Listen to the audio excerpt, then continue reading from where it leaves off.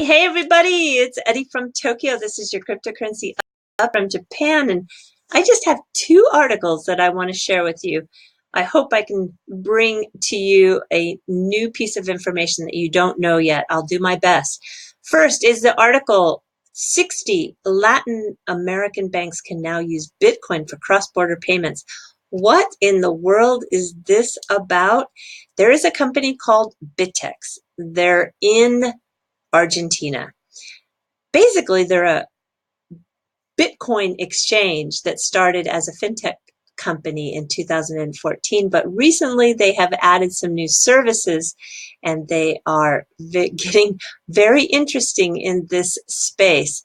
So they're a boutique where you can buy Bitcoin in bulk. Yeah, that's an OTC order desk, and you can do a classic exchange of buying and selling Bitcoin. But this is their new service called Concierge, and it is a service that allows companies to make payments using Bitcoin. So Bitex operates as a middleman. The exchange facilitates that payment. So it's a classic peer-to-peer banking solution. So if you are in Uruguay or Chile or Argentina, they will make it happen as a trusted third partner. Bloomberg today told us that in Argentina, there is a 10% premium on Bitcoin. So is it really something that you would use then in order to do a cross-border remittance? Well, in parts of the world where fiat is failing, Bitcoin is becoming an asset of last resort. Argentina, the people there want to protect themselves against the peso losing value. And if they do a cross-border remittances with SWIFT in the correspondent banking relationships, it takes too many days and the risk of losing is just too great because their fiat is just unstable. So yes, indeed, it does pay in this part of the world.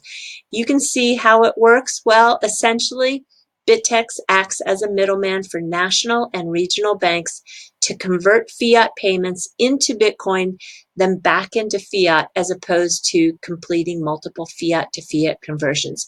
So it just goes to tell you that the fact that when Ripple gets into this space and they can offer those instant settlements, they too will be very successful because the correspondent banking with SWIFT is not working. Okay, I am going to share a question that I got in the comment section. This one is, this one is going to allow me, I think, to provide a lot of information on how to really scrutinize articles that you see out there that are written about XRP and Ripple. So the question was, Crypto Eddie, could you share your thoughts on the article CoinDesk posted today about the lawsuit pending against Ripple? It's claiming that XRP is a security. I know everyone says it won't be classified as security.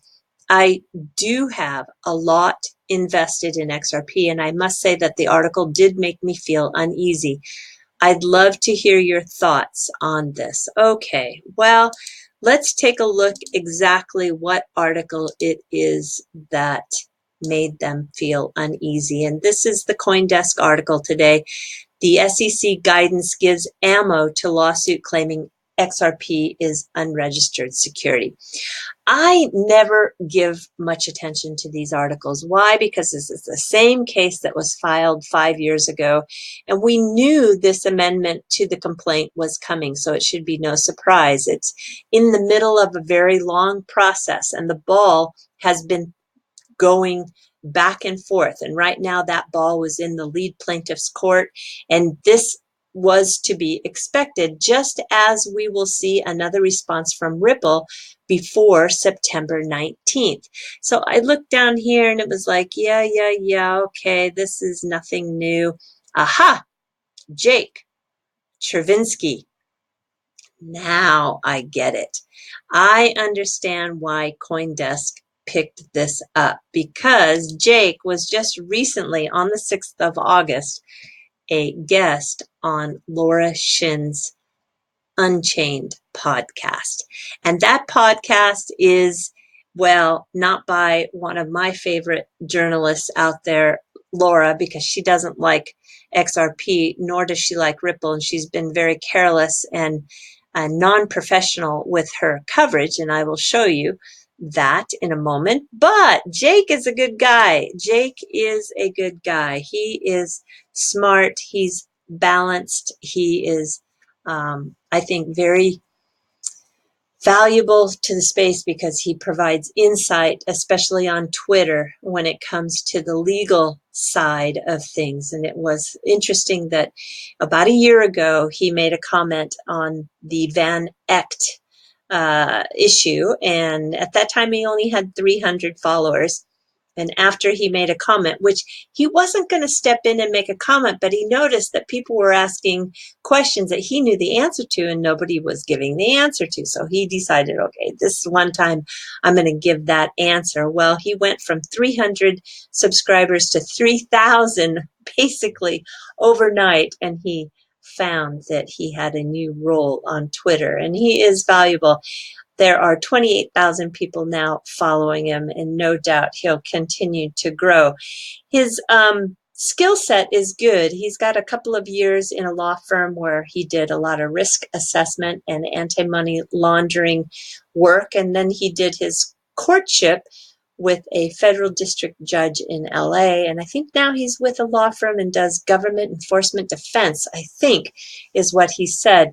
Well, Laura tried to set him up to get something juicy that she could retweet out there, but he was very careful. We just basically know this is a very long process, and after the complaints are answered, it goes into a discovery process, and yeah, who knows, who knows? He says it's possible maybe that Ripple might settle, or also in looking at the SEC, that they may not reach a decision until this has been clarified. So we just don't know, but I will put a link to the podcast in the description because I think it's good.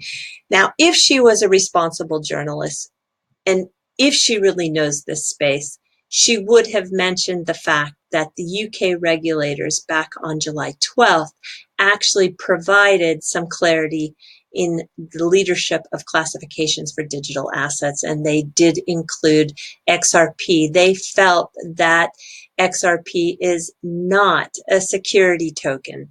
And it was very clear that the similarities between Ethereum and XRP are more of an exchange utility token, a hybrid, if you will. So I think, yeah, this is just an example of not the entire truth coming out when so-called journalists are covering this space. If you still feel uncomfortable, I'm going to put a link to this interview where Mr. Garlinghouse really hits it head on of whether or not he thinks XRP is a security. And he has the very best advisors surrounding him. And you can see the confidence in his voice and the reasons he gives. You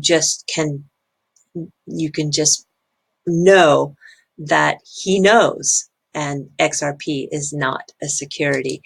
Now, when you look at articles out there, you need to keep in mind that some of these articles on mainstream platforms like CoinDesk are not journalistic articles at all. As a matter of fact, they are what is called opinion articles.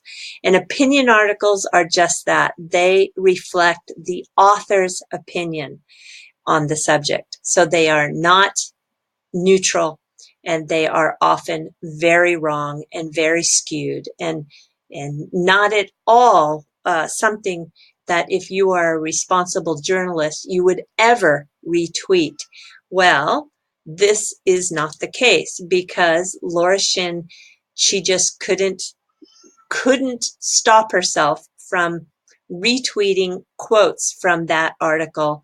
And even when she got a response from David Schwartz, who said that this was an opinion piece from last July and that it was an unreliable source, and that he was happy to give her more detail on why XRP exists in the protocol.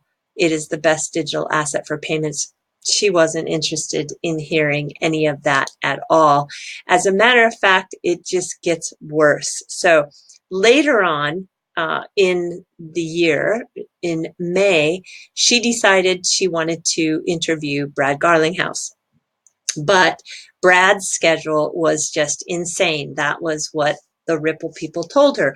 However, they were so happy to give her two people, David Schwartz and Mr. Corey Johnson. But oh, no, no, no, no. No, no, no, no, no. That was not good enough. And here you can hear for your own ears how she felt about that. If Ripple is going to participate, I want the CEO. I always get the CEO. I got the CEO of Shapeshift, Polychain, Zappo, BitGo, MyCrypto, Chain, BitPesa, 0x, BTCC, and others. I told the PR woman that I was taking the option of anyone but Brad off the table. So their two choices were either Brad or no one from Ripple. He did not respond. For the record, I've put Ripple on the Forbes FinTech 50 list for 3 years straight. They were the only company I cover to send me a holiday card last year, just weeks before Brad refused to come on my show. They also invited me to interview Brad at their company offsite last fall, which I couldn't make. And now here we are, from invitations and holiday cards to the cold shoulder. She is really angry. And she went then to go ahead and bring in two other people that put Ripple in the spotlight, and they just, raked Ripple over the coals.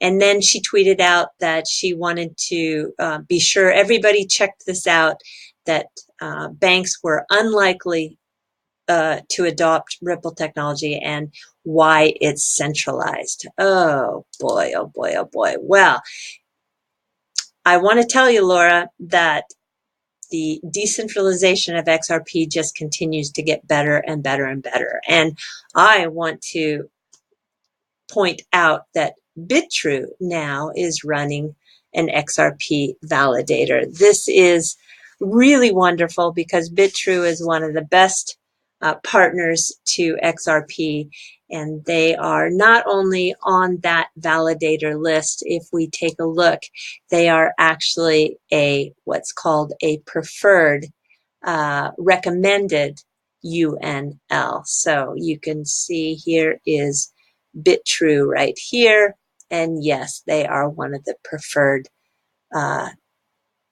runners of the validator. So this is just really super, and I just want to say congratulations to them. But it doesn't stop there. It's just, she just is still, I think, feeling angry. This is from December 2018. I've said this before on my podcast, Ripple, the company, they're definitely probably one of the leaders when it comes to enterprise blockchain. They are kind of like massively wealthy in addition for creating this extra cryptocurrency that they hold like 60% of the supply or something like that. And it hasn't really gained adoption. So meanwhile, they're because they're all becoming very wealthy off of it. So we'll see if they can make it live up to the value that it has. So for some reason, she has a big problem with the executive management making money. I don't understand. That's really, none of her business. And the adoption part, well, I'm going to point out one more thing. Mr. Garlinghouse did give a great interview to Yahoo Finance just in the last couple of days. And he stated that Ripple will be signing 100 new contracts this year. And don't forget, one of those contracts is MoneyGram, the second largest remittance company in the world. And as well as that, even before the regulatory clarity is in place, 20% of those contracts will likely involve XRP. So the adoption, her scorecard is getting worse and worse by the day.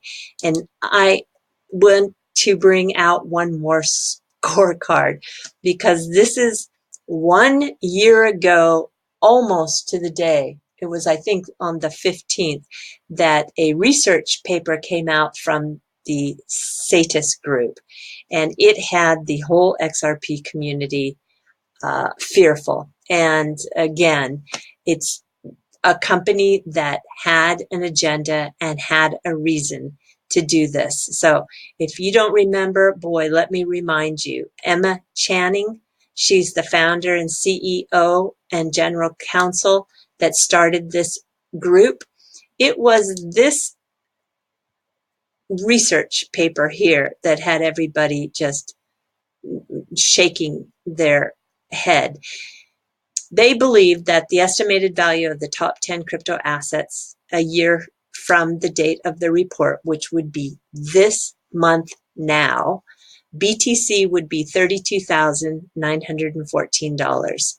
They said up 367%.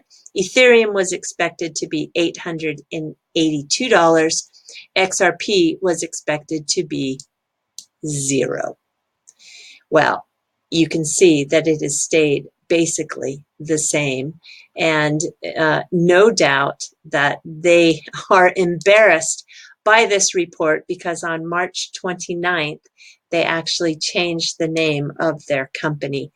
They went from the CETIS group to doing business as Consensus Digital Securities, LLC. And if you follow them on Twitter, the tweets stopped out of this group, and they have moved all of their communication now to the digital securities. So they couldn't operate under that old name because they had zero credibility. And I'm telling you that if you are one of those people that are spreading some mistruths about Ripple and XRP, I'm going to keep a scorecard on you, and you will be reviewed. All right, everybody, I'm going to jump to the fluff. This is the middle of Obon. Obon is a 3-day observance for families in Japan to honor the family members and their immediate group that have passed away. So it is coupled with family gatherings and visiting graves, but also with a little dancing and music. And I will talk about that. This picture is what occurs on the very last day.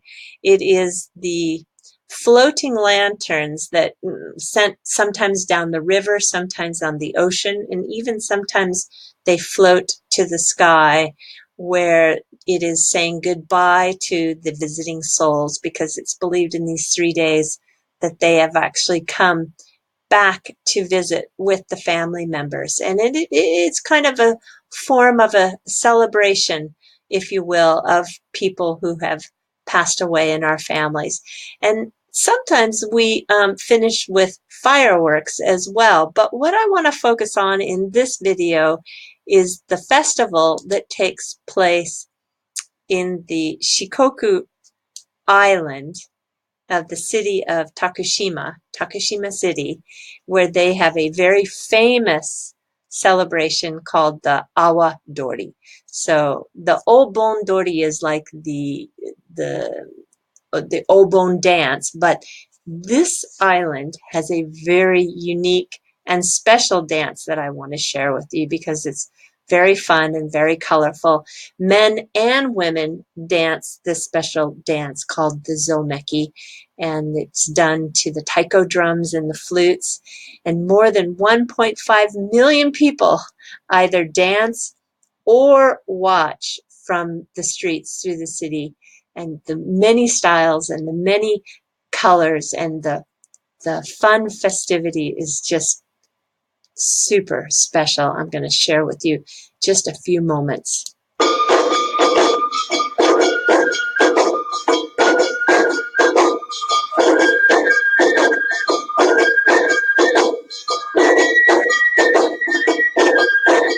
going to see how big it is in a moment.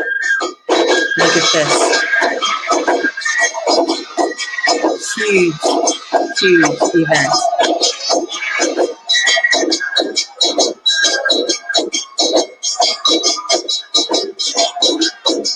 It's